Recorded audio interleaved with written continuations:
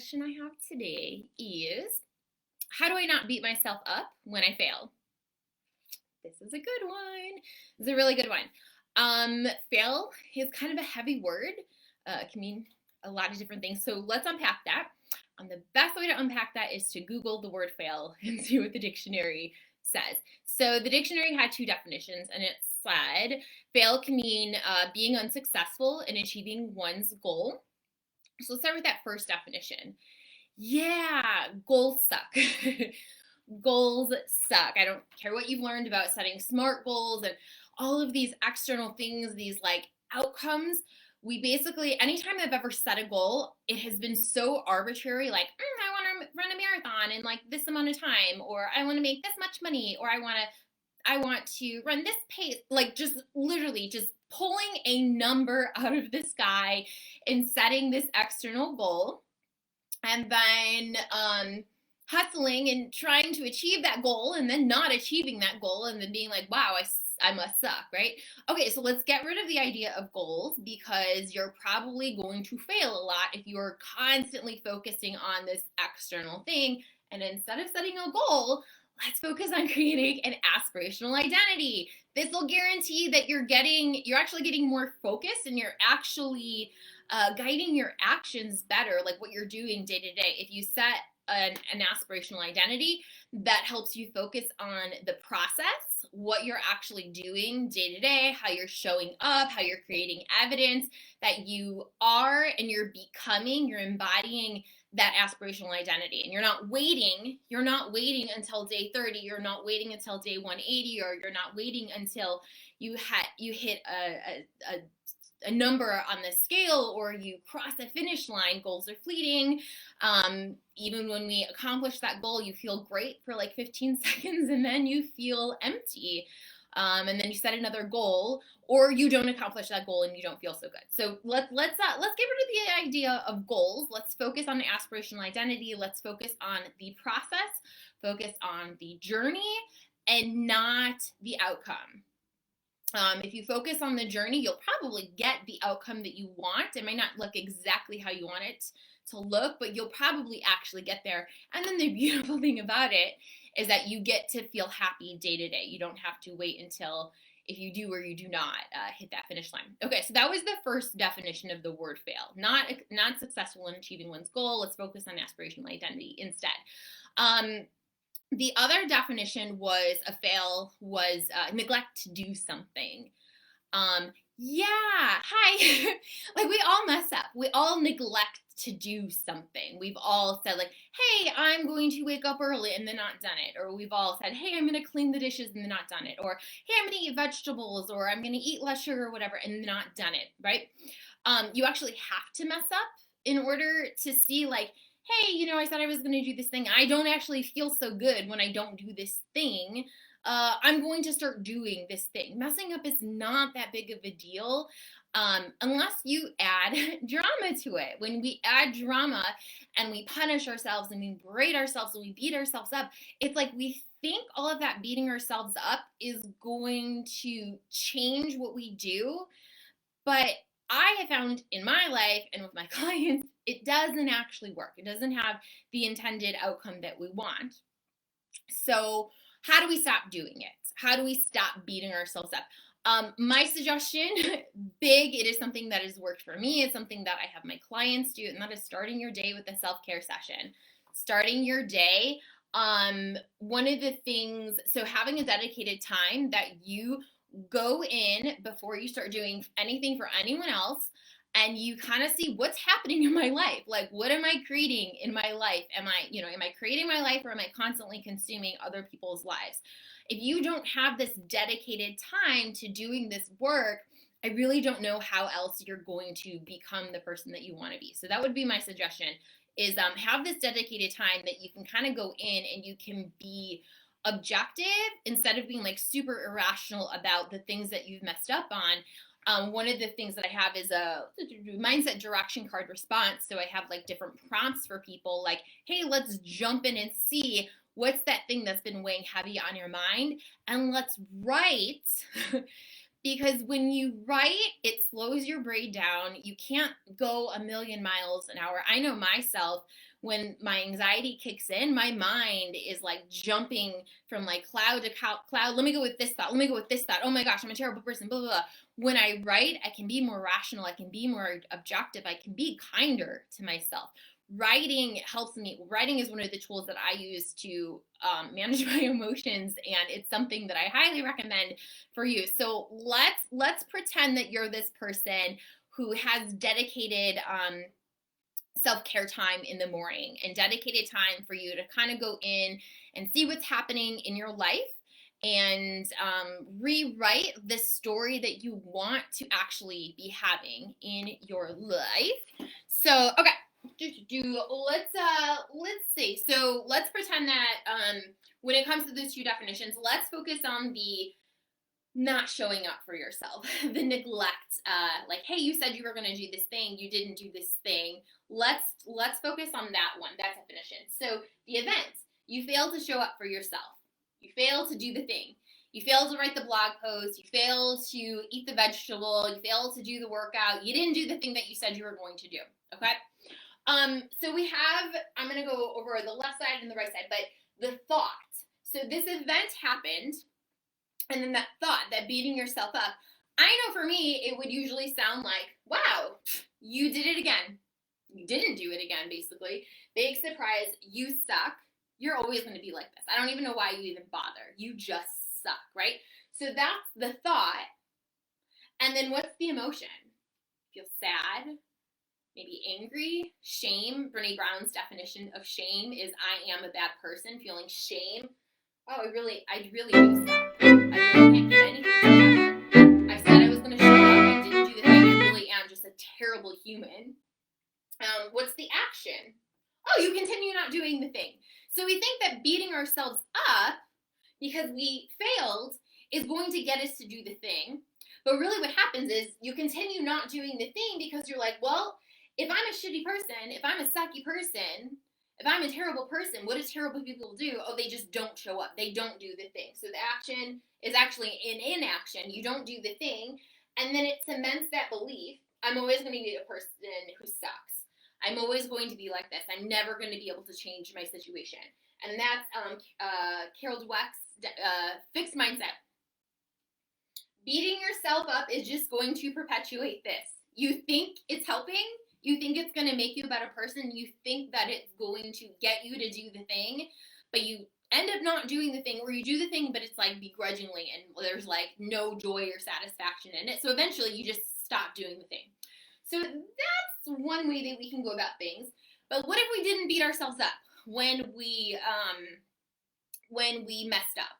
I'm not saying to be passive. I am not saying to just say like, hey, that's okay. You don't have to, you don't ever have to show up. No, you're never going to change your life. You're never going to get yourself out of being stuck. But let's come from a different place. So if you failed to show up, you didn't do the thing, you didn't write the blog post, you didn't eat the vegetable, you didn't do the yoga workout, whatever. Okay, shoot. I said I was going to do the thing, and now I don't feel so good. I just don't feel so good. I didn't eat a vegetable today. I don't feel so good. I said I was going to go outside for a walk and I didn't do it. Oh, shoot. I don't feel so good in my head. I don't feel so good in my body. I think I made a mistake.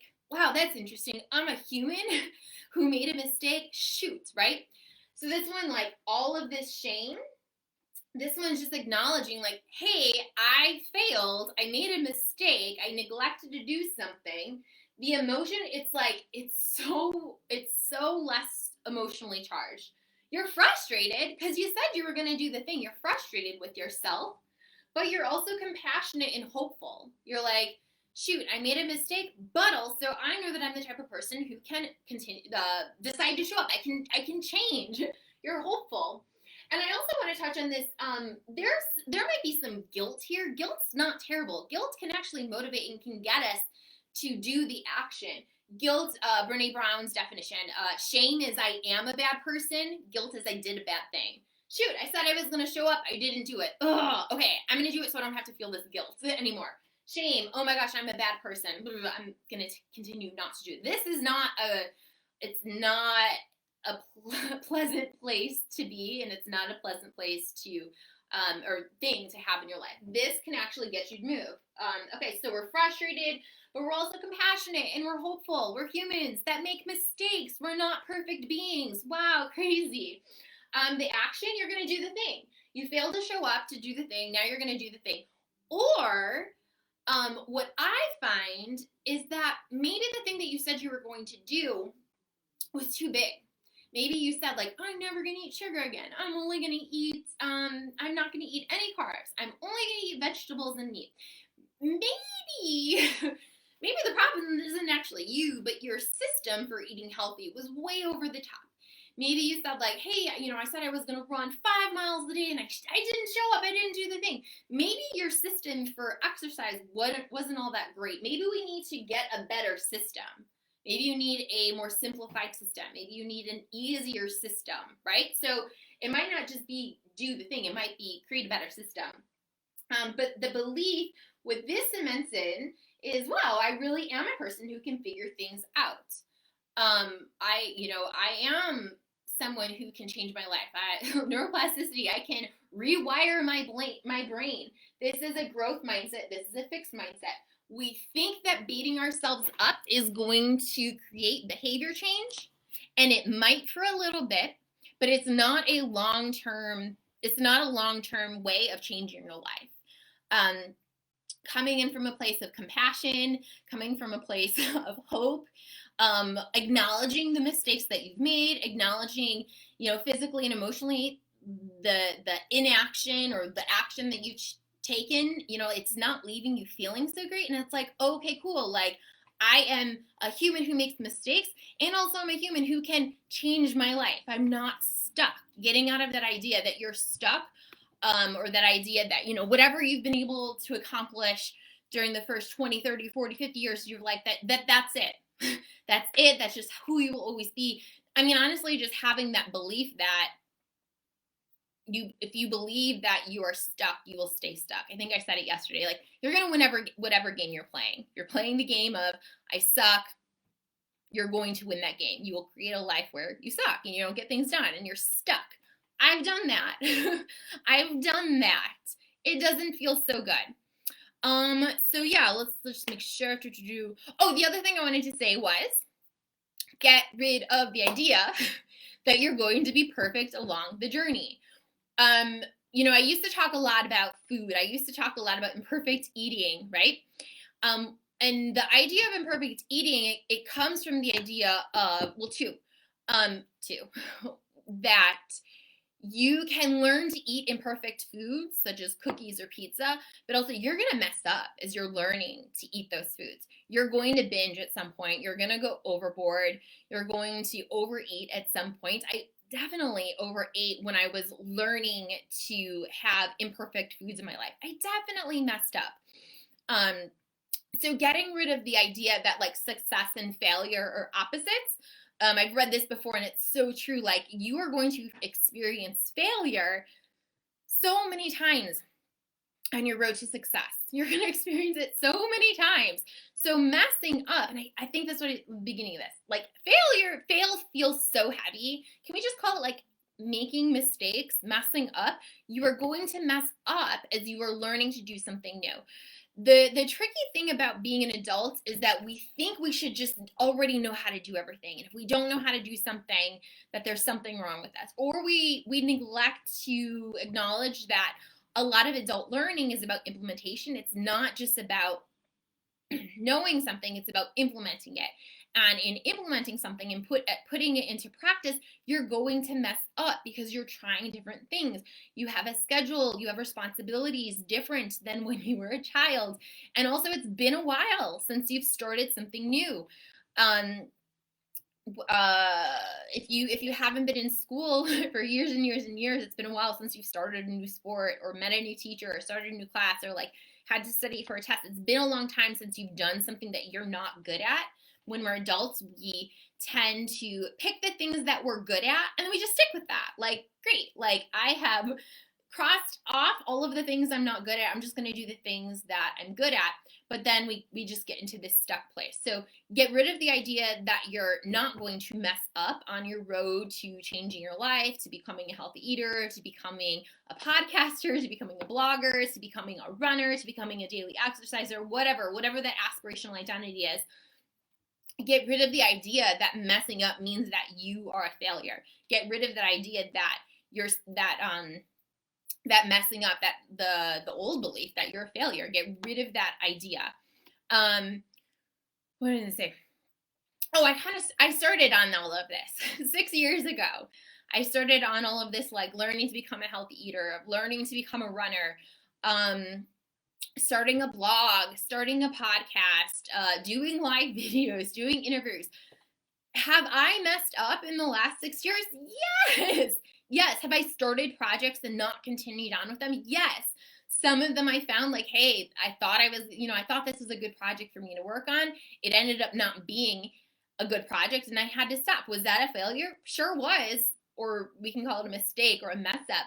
But it's like, you got to put in so many reps to see, what is good for you, what system is going to work for you, who you're being, and you have to be okay that you are an imperfect human, you are an imperfect being, and your journey, it's going to include mistakes. I think we just need to get rid of the word failure too. So how to not beat yourself up when you make a mistake. Realize that you're a human, you're an imperfect human on this planet, and you're never going to have a journey where you don't make mistakes. It's part of the gig. But if you have been trying something and you're like, man, I keep trying to do this thing and it's not working, reach out for help. I have gotten so much help along the way. I've probably had, I think, 3 coaches that have helped me with different things. I've learned from so many different experts and even just like the books that I've read, I consider those people, the authors, to be mentors to me. And I can help you accomplish that thing that you want to accomplish, or rather be that person that you want to be, whether that is the healthy eater, the runner, the daily exerciser, the mindful person, the person who talks kindly to themselves, the podcaster, the blogger, whatever it is. I can definitely help you. And I want to let you know that Year of Growth, the registration closes this week. So if this has been something that has been on your mind, you're kind of like, oh, I'm kind of interested, but I'm not really sure, book a call. We'll talk about where you are. We'll talk about my program, if this is the right fit to get you to where you want to be.